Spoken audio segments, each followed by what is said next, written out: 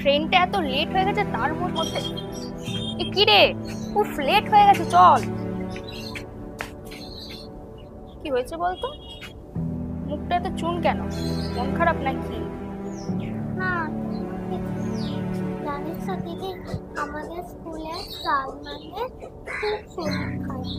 ওর মা আজকে কাঁদতে কাঁদতে একজনকে বলছিল, তাই তো জানতে পারলাম। জানিস তো, ও 3 দিন ধরে স্কুলে আসছে। এবার বুঝতে পেরেছি আমার কেন মনটা এত খারাপ কেন। আচ্ছা, ও কি তোর বেস্ট ফ্রেন্ড নাকি? না, তা নয়, ও তো অন্য সিটে পড়ে। আচ্ছা, তো ওর পরিবারের শুনে অনেক খারাপ লাগে। ও তো গরিব, তার জন্য ওর কাছে চিকিৎসা করার টাকা নেই।